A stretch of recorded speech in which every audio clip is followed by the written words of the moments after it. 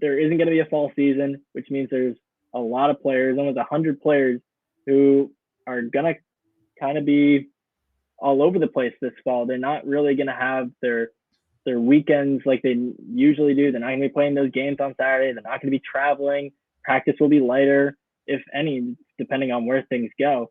So there's going to be a lot of wiggle room for these guys in their personal lives and their professional lives too. So, Jack, what do you think these players should be looking to do outside of football this fall? And what have you seen from some of them so far? UCLA has a great alumni connection group. You've got to find an opportunity outside of football, especially if stuff happens. We play during the spring. The NFL doesn't change any of their things up. This may affect UCLA guys going into the NFL draft. They may not get the opportunity to shine like some of these ACC, SEC guys will in the fall, so they might be overlooked for a year. Really just look for internship opportunities out here in LA. There's a million things that are going to be opening up, especially once the pandemic is over, once everything all the restrictions lift. I think they should really be trying to look into Hollywood type things. You're living a few miles away from there. Why not go into production? Some of these guys are big dudes. You know, they always need big dudes out there to play roles. There's only so many people in the world that are 6'5", 6'6", 250 plus pounds. Go out there and try to act a little bit. Why not? What's the worst that could happen? I don't know. It's a bummer. There's no more Game of Thrones. I feel like some of them could get roles on that.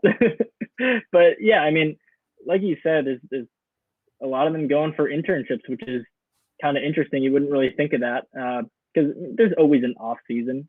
I mean, there's a lot of practice going on, but there are times when these guys are away from the field for periods of time. But this is obviously different. You look at Bo Calvert, who's looking for internships.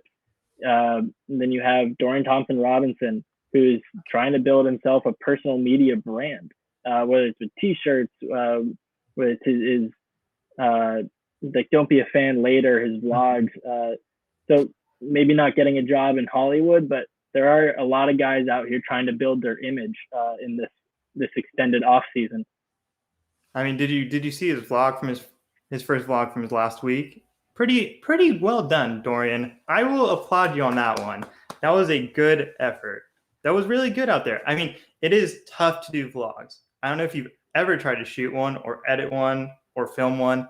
I haven't personally. I was about to ask. I've seen it happen though. I've seen it happen in the Daily Bruin offices. Some of them are vlogs, but some of them are just regular videos. That stuff is tough, man. That is hours upon hours of going through footage, cutting out all the bad stuff, reworking the good stuff to look even better. That's not easy out there. Yeah, I get where you're coming from. I watched it too. Not the biggest fan. I'm just going to say it. Dorian, he's going to be a really good quarterback once UCLA gets back on the field, but not my favorite. Dorian, I'll say that. I mean, you're talking about how hard it is to edit and get out the bad stuff.